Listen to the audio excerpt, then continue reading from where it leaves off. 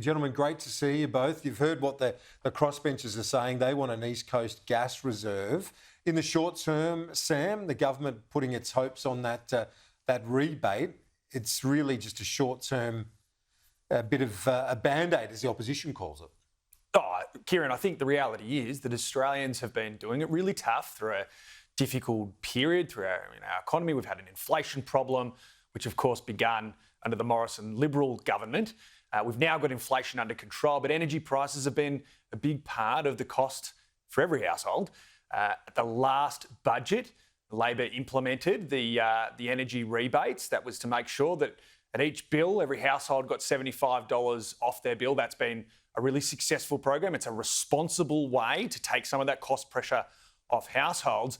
And we're looking to extend that through the rest of this calendar year. The economy is recovering. We're heading in the right direction. We've had a good plan to deal with the inflation challenge. And now we just need to bring people back up into that growth zone that we're seeing on the horizon. Aaron Violi, I know that you're part of Melbourne. They've been feeling it, as has Sam's, but certainly in Casey they are as well in terms of cost of living, power bills. You must be relieved that the powers that be in your party have agreed to support this rebate. Well, as I've said consistently, Kieran, there is no doubt that Australians are struggling here in Casey and across the country. I mean, they're still waiting, and we've seen that the government have finally admitted that the $275 bill reduction that they promised 97 times before the last election, over 30 times after Russia invaded Ukraine, they now use that excuse, but they continue to run with their $275 reduction promise. That's a broken promise. It's not going to be delivered. Bills up over $1,000 in my community across the country. We're not going to stand in the way because the Australian people need all the support they can get after the continual failures of the Albanese Labor government. This is a government that is not dealing with the cause. They're dealing with the symptoms. It's what they've done for the last 18 months, because we know for the first 18 months of their government, they weren't concentrating on the cost of living crisis. They were distracted by the voice. They weren't dealing with the issues that we have here. They've finally woken up to that. I'll give them credit. But they are just putting a Band-Aid on. They're not addressing the core issues, and that's why you need more supply into the system. Gas can come online today and into the next 12 to 18 months to put more supply into the market, which will bring prices down. And this government has no short-term or long-term solutions other than $150, which is going to make a difference, but it's not going to make a tangible difference, and it's not going to make a structural difference. So in 6 months' time, the Australian people are going to continue to be worse off if this government are unfortunately re-elected. Sam, we're going to keep... This looks like it is going to be the key policy that Peter Dutton will focus on. Gas on Thursday, my colleague Andrew Clennell reporting that there will be a big ticket policy. It's probably going to be in this area of gas, is what he's reporting. No, this is a ridiculous assertion by Aaron, by Peter Dutton, by the Liberal Party. We have delivered over the last financial year $300 in savings for every household through energy rebates in every bill. It has been a critical part of keeping down household budgets in a responsible way without contributing to the inflation challenge. It's the right thing to do for our economy. Let's remember that Peter Dutton described that work, that contribution, that policy to help Australian households as a Ponzi scheme. He has opposed every single cost of living measure that the Labor government have put forward. We're looking to extend that rebate program throughout the rest of this calendar year. It's the right thing to do for our communities, it's the right thing to do for households, and it's the right thing to do for our economy. Peter Dutton has flip-flopped left and right. The guy has no policies.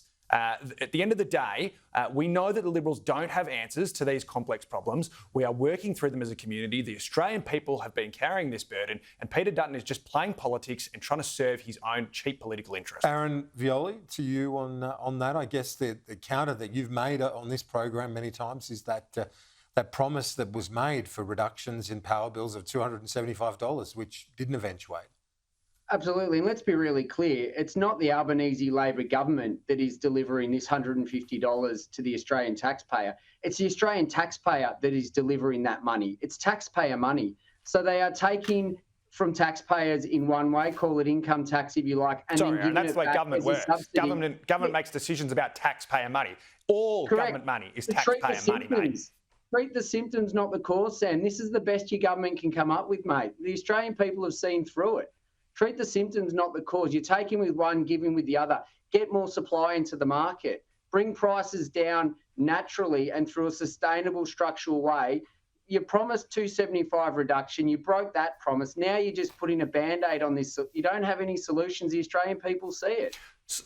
Hang on a second. Do you support the rebates for Australian households or do you not?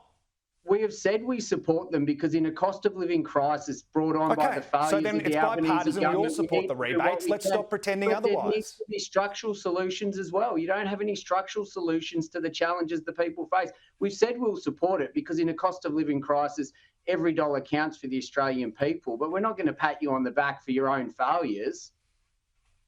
The only answer that the Liberal Party are putting forward here is a pie-in-the-sky $600 billion plan to jam nuclear reactors into weird and random parts of Australia. I mean, it's utterly ridiculous. The Australian people aren't buying it. Peter Dutton stopped talking about it. That's how unpopular this policy is that he's put forward.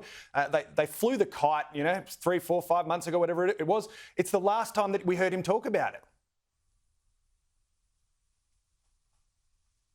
Aaron, your final thoughts on that?